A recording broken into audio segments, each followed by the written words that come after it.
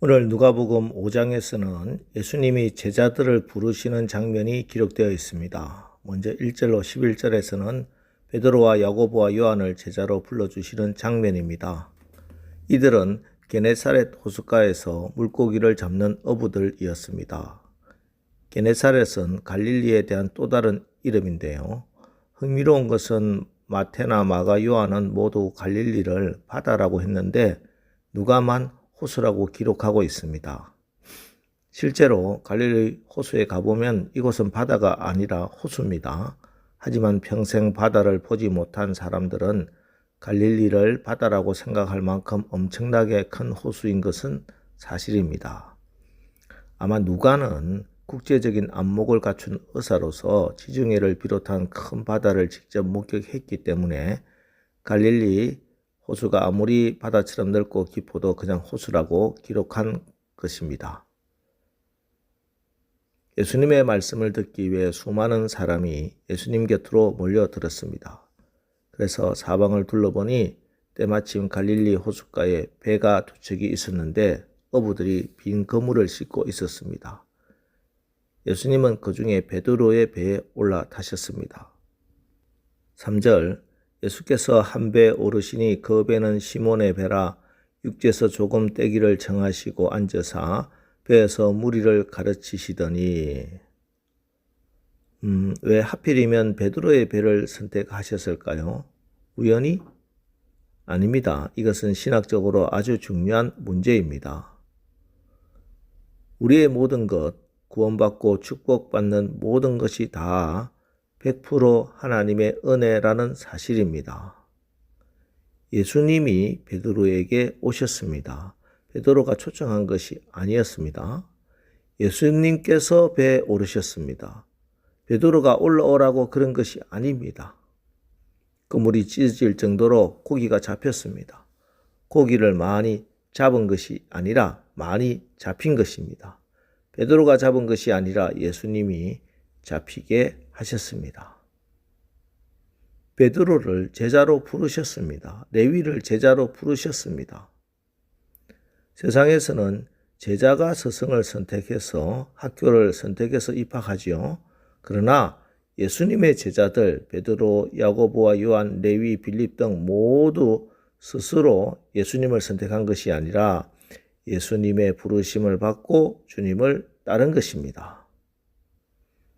너희가 나를 택한 것이 아니요 내가 너희를 택하여 세웠나니 이는 너희로 가서 과실을 맺게 하고 또 너희 과실이 항상 있게 하여 내 이름으로 아버지께 무엇을 구하든지 다 받게 하려 함이라. 내가 이것을 너희에게 명함은 너희로 서로 사랑하게 하려 함이로라. 그렇습니다. 내가 예수 믿고 교회 다니고 하나님을 사랑하고 열심히 봉사하는 것, 내가 하나님을 이해하고 내가 하나님 깨닫고 내가 하나님 택하고 내가 하나님 골라잡은 게 아니더라는 것입니다. 이 사실은 성경이 100번도 더 말씀하십니다. 내가 너를 선택했다. 은혜로 선택했다. 내가 너희를 불렀다. 너희는 내 것이다. 두려워하지 말라. 놀라지 말라. 내 이름을 손바닥에 새겼다. 자격이 있어서 택한 것이 아니다. 무조건 택했다. 우리가 하나님의 이 은혜를 알고 나면 사람을 보는 눈이 완전히 달라집니다. 무엇보다 자기 자신을 보는 눈이 달라집니다. 감사밖에 할 것이 없습니다. 이제 세상이 뭐라고 말하더라도 저와 여러분은 하나님이 사랑하시고 하나님이 선택하셨고 예수님을 위해 제자로 부름받은 주님의 제자입니다. 그러니 세상의 눈치를 보지 마시고 사람의 판단에 휘둘리지 마시고 예수님만 바라보고 주님이 말씀하시는 그 말씀을 따라 오늘 하루도 승리하시기를 주님의 이름으로 축원합니다. 자, 이렇게 예수님이 무리에게 하시던 말씀을 마치고 그런 다음에 시몬 베드로에게 주목하십니다. 그러면서 다짜고짜 깊은 데로 가서 그물을 내려 고기를 잡으라 하고 말씀하십니다. 자, 그런데 사실 이런 말씀 베드로가 받아들이기 어려운 말씀입니다. 먼저 예수님은 목수신데 반해 베드로가 어부입니다. 적어도 고기 잡는 일이라면 베드로가 예수님과 비교가 안 될 정도로 전문 지식과 숙달된 경험을 가졌습니다. 그리고 갈릴리에서는 대개 밤에 배에 등을 켜놓고 그 불빛을 보고 몰려드는 물고기를 잡습니다. 그런데 지금 환하게 동이 트어온 아침에 그물을 던지라니요. 시간상 고기를 잡을 수 있는 때가 아닙니다. 그리고 빈 그물 깨끗이 씻어서 청소해 놓았는데 번거로움도 있겠지요. 그러므로 지금 주님의 말씀은 상식적으로나 현실적으로 잘 맞지 않는 말씀입니다.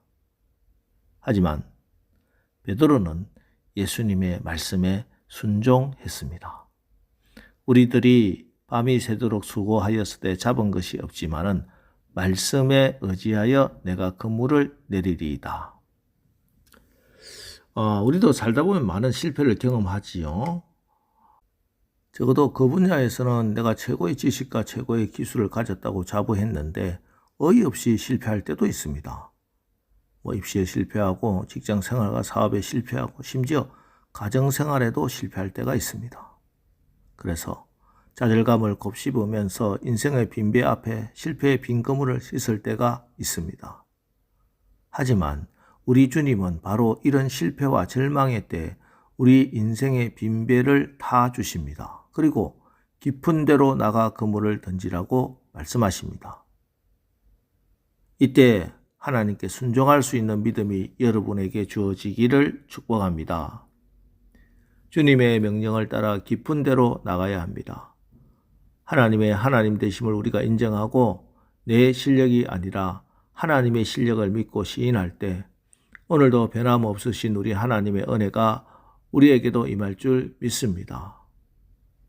오늘 이 새벽에 혹시 주님이 더 깊은 곳에 가서 그물을 던지라는 말씀이 하나님의 음성으로 들리시는 분이 계십니까? 그동안 인간적인 잔재주나 부리면서 낮은 물가로 왔다 갔다 하며 안일하게 그물을 던졌던 분들은 주님의 음성을 따라 깊은 데로 나가시기를 바랍니다. 물론 깊은 데는 위험합니다. 그곳까지 가려면 훨씬 더 많은 수고가 필요할 수도 있습니다. 하지만 베드로가 자기의 경험과 힘으로 했을 때는 헛수고요 실패였지만 예수님의 말씀대로 했더니 대성공이었습니다. 얼마나 많은 물고기 떼가 몰려드는지 그물이 찢어질 지경이었습니다. 할 수 없이 다른 배에 있는 동료들에게 도움을 청해서 고기를 2배에다 가득 채웠는데 그래도 2척의 배가 가라앉을 정도가 되었습니다. 참으로 놀라운 일이 일어났지요. 그러나 더 놀라운 것은 베드로가 자기의 죄인됨을, 자기의 가난한 마음을 주님 앞에 고백하게 되고 주님은 베드로를 제자로 부르신 것입니다. 10절 11절 예수께서 시몬에게 이르시되 무서워하지 말라. 이제 후로는 네가 사람을 취하리라 하시니 그들이 베드로를 육지에 대고 모든 것을 버려두고 예수를 따르리라. 오늘의 말씀을 통해 여러분의 큰 위로와 용기를 얻으시기 바랍니다. 주님은 분명히 실패의 빈 그물을 씻고 계시는 여러분의 빈배에 동성해 주실 것입니다. 그때 깊은 데로 나가 그물을 던지라고 말씀하시는 주님의 명령에 순종하십시오. 그래서 여러분이 하지 못했던 것을 우리 주님이 친히 해 주시는 것을 경험하고 그 하나님을 간증하고 자랑하는 오늘 하루를 사시기를 주님의 이름으로 축원합니다. 기도하겠습니다. 하나님, 오늘 주님이 제자를 부르시는 말씀을 읽었습니다. 베드로가 판단하고 베드로가 결정한 것이 아닙니다. 하나님이 판단하고 하나님이 결정하셨습니다. 우리도 주님이 결정하셨습니다. 그러니 이제 세상의 눈치를 보고 사람들의 판단에 휘둘리지 않겠습니다. 믿음의 주여 또 온전하게 하시는 주님만 바라보고 주님이 말씀하시오니 말씀에 의지하여 깊은 곳에 그물을 내려 하나님의 능력과 영광을 보는 오늘 하루 살게 하옵소서. 예수님의 이름으로 기도합니다. 아멘. 자, 이제 오늘 말씀을 붙들고 주여 오늘 하루도 우리가 나의 경험과 판단이 아니라 주님의 말씀을 따라 깊은 곳에 나가 하나님의 능력과 영광을 보는 오늘 하루를 살게 하옵소서. 우리 합심해서 기도하고 나가겠습니다. 우리 기도하겠습니다.